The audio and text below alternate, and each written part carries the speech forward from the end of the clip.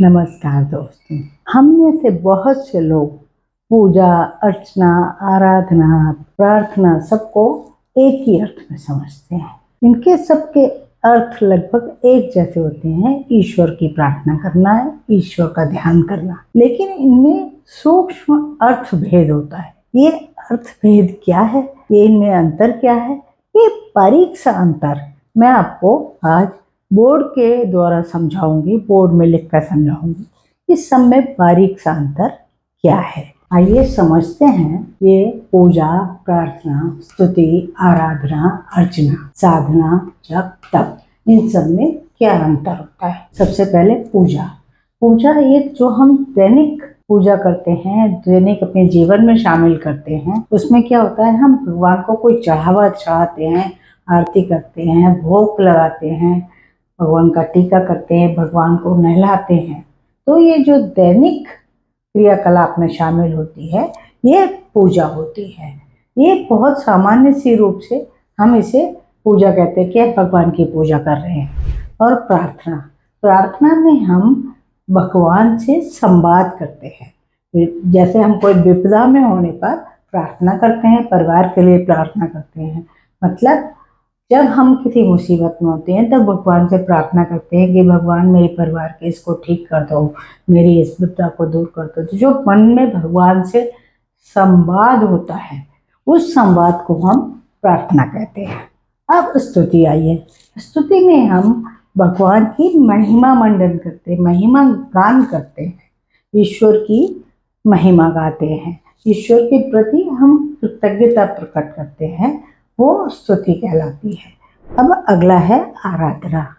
आराधना शब्द बहुत विस्तृत है और जो हम दिल में ईश्वर के प्रति जुड़ाव महसूस करते हैं, उस जुड़ाव या समर्पण की भावना जो होती है, वो आराधना कहलाती है। ईश्वर आपके अंदर दिल की भावना को समझता है, आपके समर्पण की भावना को समझता है, तो आपसे जुड़ाव, आपका जुड़ाव हो जाता है ईश्वर से, उसे हम आराधना कहते हैं।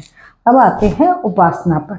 उपासना क्या होती है, अपने इष्ट के पास बैठकर उसकी प्रसन्नता के लिए की जाने वाली कोई क्रिया। तो हम जब अपने ईश्वर की मूर्ति के पास या कहीं इष्ट के पास बैठकर उसके लिए कोई काम करते हैं, हम भोग लगा रहे हैं अपने ईश्वर को, वो एक उपासना होती है। अर्चना, अर्चना और पूजा काफी कुछ मिलते जुलते हैं। अर्चना का अर्थ भी होता है ईश्वर को धूप, दीप, चंदन आदि से पूजा करना। तो पूजा और अर्चना लगभग एक जैसे शब्द हैं, जिनका अर्थ लगभग एक जैसा होता है। अब हम आते हैं साधना पर। साधना का अर्थ क्या होता है, बहुत समय तक मन को इष्ट में केंद्रित करना।